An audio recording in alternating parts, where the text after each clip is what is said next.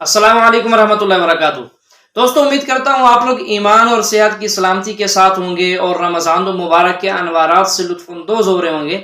आज मैं आपके लिए एक वीडियो लेकर आया हूँ। दोस्तों, वीडियो में हमारे साथ एंड तक रहिएगा ताकि आपको बहुत कुछ सीखने को मिले। वीडियो को लाइक और शेयर भी जरूर कीजिएगा। कमेंट में बताइएगा वीडियो आपको कैसी लगी। पहली बात तो ये देश सिर्फ हिंदुओं का देश है, ये किसी मुसलमान का देश नहीं है, क्योंकि ये भूल चुके हैं, क्योंकि ये खुद भी हिंदू हैं, ये कन्वर्ट हो गए। भारत में जिसको रहना है उसको जय श्री राम बोलना ही होगा। हम कहते हैं हम दो हमारे दो, ये कहते हैं हम दो हमारे गिन लो। इनकी तो अनगिनत है, इनकी बीवियां अनगिनत, इनके बच्चे अनगिनत, आप कितने गिनोगे? और जिनकी कोई सरकार के पास कोई डिटेल नहीं है। नहीं, अल्लाह की देन कहां से हो सकती है? ये इनके लिए अल्लाह की देन है? ये अल्लाह की देन है क्या इनके लिए? ये इनकी खुद की देन है। इनकी बीवियां प्रताड़ित होती हैं, ये अपनी बीवियों को परेशान करते हैं, मारते हैं, तोड़ते हैं।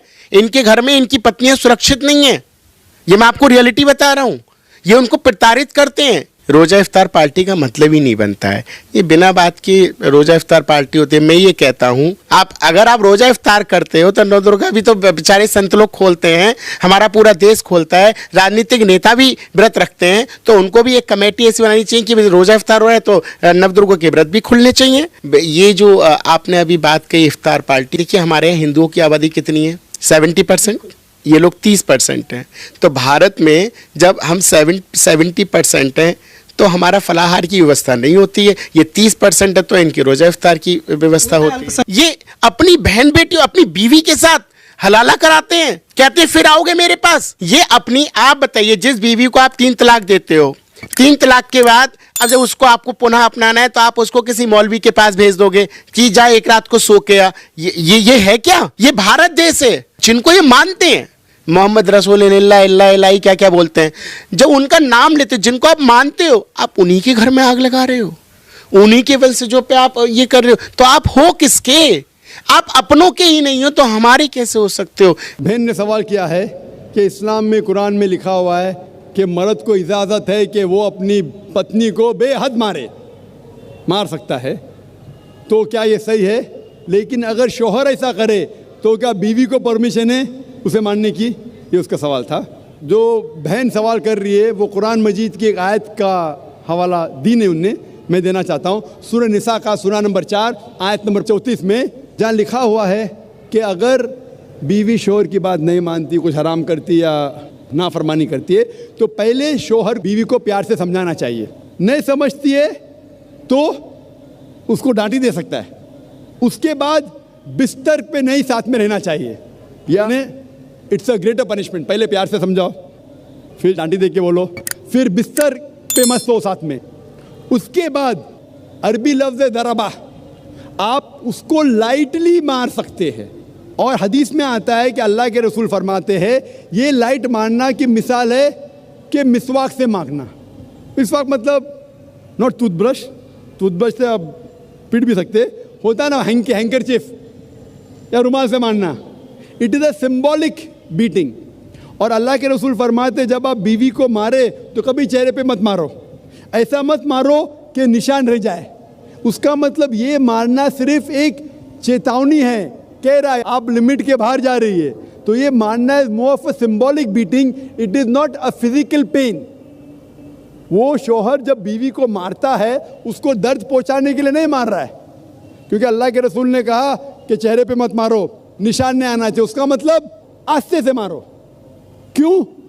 मतलब ये आप अपनी हद पार कर चुकी है, ये अल्टीमेट वार्निंग है।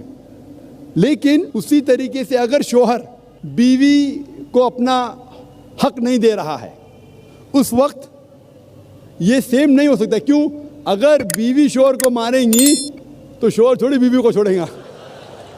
ये कुरान की आयत है उसके पहले ही, सूरह निसा सूरा नंबर 4 आयत नंबर 34 में, कि मर्द के पास ज़्यादा ताकत है, लेकिन उसको इख्तियार है कि अगर शौहर उसको हुकूक नहीं दे रहा है, वो शौहर से प्यार से बात करे, आप क्यों मुझे हुकूक नहीं दे रहे?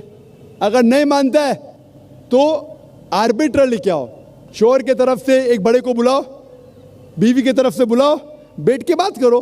फिर भी नहीं होता है, हुकूक नहीं दे रहा है, तो वो जाके काजी के पास निकाह फस्ख कर सकती है। निकाह फस्ख मतलब अगर शौहर उसके हुकूक नहीं दे रहा है, मिसाल के तौर पे रोज़ मारता है रोज़ गाली देता है, हक नहीं दे रहा है, तो वो काजी के पास जाके निकाह फस्क कर सकती है, मतलब नलिफिकेशन of the marriage. Why is it important for a woman to marry a third party if she wants to go back to her first husband after her first husband has given her talaq? भाई साहब का सवाल था कि ज़रूरी क्यों है कि अगर एक औरत अपने शोहर के साथ तलाक हो जाता है तो उसे दूसरे से, थर्ड पार्टी से शादी करना ज़रूरी क्यों है पहले शोहर से वापस करने के लिए? ये सवाल है। सवाल अभी दोहरा है, जवाब दे रहा हूँ मैं।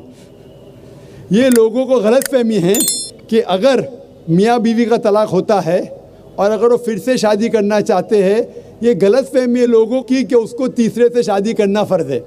कुरान में साफ तौर पे लिखा हुआ है, सूरह बकरा में सूरा नंबर 2 आयत नंबर 228 से लेके 242 तक तलाक के पूरा डिटेल दिए गए, किस तरीके से तलाक दिया जाता है। पहले मैंने कहा था कि आपस में समझौता होना चाहिए, नहीं होता है तो गेट एन आर्बिट्रर, एक बड़े को बुलाओ, शोहर की तरफ से बीवी की तरफ से समझौता करो, नहीं होता है तो तलाक बोलने के बाद इद्दत के 3 माह है। कुरान में लिखा है सूरह बकरा सूरा नंबर 2 आयत नंबर 228 के 3 माह, 3 महीने, 3 menstrual cycle is the period of waiting, इद्दत। 3 महीने के बाद द डिवोर्स इज कंप्लीटेड। लेकिन 3 महीने के दरमियान अगर मियाँ बीवी वापस में रुजू होना चाहते तो हो सकते, तलाक नहीं होता है। लेकिन अगर 3 महीने तक रुजू नहीं होते और अलग हो जाते और 1 साल बाद उन्हें ख्याल आता है अरे हमने गलत किया, हम फिर से शादी करना चाहते, तो कुरान की आयत है सूरह बकरा सूरा नंबर 2 आयत number 232, do not prevent the women from marrying the former husband. आप औरतों को अपने पुराने शोहर से शादी करने से मत रोकिए। तो वो औरत फिर से अपने पहले शोहर से शादी कर सकती है, लेकिन नया निकाह नया महर, न्यू मैरिज न्यू महर। No no no, what you are saying is a misconception. I will come to it. लोग समझते हलाला की ज़रूरत है, हलाला जैसी कोई चीज़ कुरान में है नहीं, मैं उसके ऊपर आऊँगा। लेकिन फिर से शादी करने के बाद फिर से इन लोग ज़िंदगी बसर करते हैं, 3-4 साल बाद फिर से कुछ नाइत्तेफाकी होती है, फिर से तलाक। वही तरीके से समझौता करो, बड़े को लेके आओ, तलाक बोलो, 3 माह रुको, फिर जाओ, फिर से 2 साल बाद याद आता है नहीं वापिस से रहेंगे, फिर से शादी कर सकते, फिर निकाह, फिर महर, फिर से झगड़ा होता है। फिर तीसरी बार अगर तलाक होता है तो अल्लाह ताला फरमाते सूरह बकरा सूरा नंबर 2 आयत नंबर 230 में कहते हैं कि तीसरी बार अगर तलाक देंगे तो फाइनल, इसके बाद आप फिर से मियाँ बीवी नहीं बन, जब तक आप थर्ड को नहीं मैरी करें। इसमें क्यों? ये शादी ब्याह गुड्डा गुड्डी का खेल थोड़ी है। बचपन में गुड्डा गुड्डी का खेल में शादी करो फिर से तलाक दो, एक दिन में 10 बार शादी कर सकते, बराबर ना? ये जिंदगी गुड्डा गुड्डी का खेल थोड़ी है। 3 महीने लगता है तलाक के लिए, इतना टाइम लगता है। प्राइवेट मीटिंग, फिर बड़े लोग से मीटिंग, फिर 3 माह, फिर जुड़ो प्यार से, एक दूसरे पे कीचड़ मत उछालो, फिर शादी करो। मैंने मेरी ज़िंदगी में किसको भी नहीं देखा जो सही तरीके से तीसरी बार तलाक हुआ, मैं देखा नहीं अभी तक के। 1 बार हुआ देखा होगा, 2 बार, तीसरी बार तो देखा ही नहीं मैं। ये अगर आप गुड्डा गुड्डी का खेल करते तो फिर 1 बार आपने रिजेक्ट किया, 2 बार रिजेक्ट किया, 3rd बार फाइनल, फिर आप दूसरे से शादी करो। आप प्लान नहीं कर सकते, आप दूसरे से शादी करो और रो। और फिर पता लगा आपको मैं पहले शोहर से नाराज़ थी, सिर्फ दिन में 6 घंटा देते थे, ये नया शोहर तो 2 घंटा देता है, तो पहला वाला अच्छा। नो, दाल आटे का भाव मालूम पड़ेगा। मेरी माँ मुझसे कहती थी मार्केट जाएंगे तो दाल आटे का भाव, दाल और आटे का भाव, आप समझे ना? तो हो सकता है क्या, मालूम पड़ा मैं मेरे शोहर से झगड़ा करती थी, वो बीवी कहेंगी, मालूम पड़ेगा नया शोहर तो पुराने वाले से बदतर रहे, आप समझ रहे ना? और फिर अगर नए वाले से डिवोर्स हुआ, सेम तरीका, आपस में समझौता, प्लानिंग नहीं। अगर प्लानिंग करेंगे कि एक रात तुम्हारे साथ सोऊंगा और फिर तलाक देना, ये हराम है, आप समझ रहे ना? ये कुछ लोग करते हैं, मैं जानता हूँ मुस्लिम माशरे में, वो हराम करते। प्लानिंग करना, तुम्हारा शोहर बनूंगा, एक रात बाद तलाक दूंगा, फिर तुम शोहर शादी करना, ये हराम है। कुछ लोग करते हैं, गलत करते, कुरान में ऐसा नहीं लिखते। तो अगर तीसरी बार तलाक के बाद या पहली तलाक के बाद भी, पहले बार तलाक दिए, दूसरे से शादी किए, फिर पता लगा सही नहीं, तो वापस जा सकते, आप समझे ना? तो ये जो है ज़रूरी है थर्ड पार्टी के पास जाना, अगर 3 बार सही तरीके से तलाक हो तो इस्लाम में इतनी छूट है माशाअल्लाह, और इतना सही मज़हब है, it's the most practical way of life. भाई साहब का सवाल है कि इस्लाम में ख़वातीन को तलाक के बाद, डिवोर्स के बाद लाइफ लॉन्ग मेंटेनेंस मिलता है क्या? इस्लाम में जो हुकूक है ख़वातीन के, वो अल्हम्दुलिल्लाह इतने अच्छे हैं कि तुम्हारे लाइफ लॉन्ग मेंटेनेंस से अच्छे। इंडियन लॉ में लाइफ लॉन्ग मेंटेनेंस है, कुछ साल पहले कितना देते थे? 400-500 रुपये, और कितना अभी ज़रा बढ़ गया होगा। वो क्या है? इस्लाम में महर है। महर मतलब शादी के टाइम पे ही महर मुकर्रर कर सकते। कुरान की आयत है कि आप सोने का पार्ट भी दे सकते। कौन से इंडियन कोर्ट में सोने का पार्ट देते? Life long maintenance. तो इस्लाम के अंदर महर है। महर की कई वजह हो सकती। वो महर लेके अपने वालिदैन को दे सकती है, अपने लिए फ्यूचर की रह सकती है, तलाक के बाद काम आ सकता है। लेकिन जब तलाक होता है तो इद्दत के दरमियान जो 3 माह है उसका मेंटेनेंस शोहर देता है। अगर माँ पेट से है तो जब तक वो बच्चा जन्म देती है उस टाइम तक उसका मेंटेनेंस भी होता है। और अगर बीवी के पास बच्चे हैं तो जब तक बच्चा बालिग होता है उस टाइम तक बच्चे का मेंटेनेंस शोहर देगा। लेकिन लाइफ लॉन्ग क्यों नहीं? क्योंकि इस्लाम में महर तो उसका है, वो महर कुछ भी पूछ सकती है। अगर कम पूछी तो उसकी गलती, महर तो मिल गया। क्योंकि डिवोर्स होने के बाद औरत वापस से नई शादी कर सकती। उसके बाद अल्लाह के रसूल कहते हैं कि सबसे बेहतरीन वो चैरिटी में जो माँ बाप अपनी डिवोर्स बेटी को अच्छे से देखभाल करते। तो माँ बाप देखभाल कर सकते, भाई कर सकता है, भाई ने करा तो माशरा करेगा, माशरा ने करे तो इस्लामिक स्टेट करेंगी। और अगर कहेंगे कि शोहर को देना चाहिए तो मुझे एक नया लेक्चर देने पड़ेगा, मेन्स राइट्स इन इस्लाम, आदमी के हुकूक।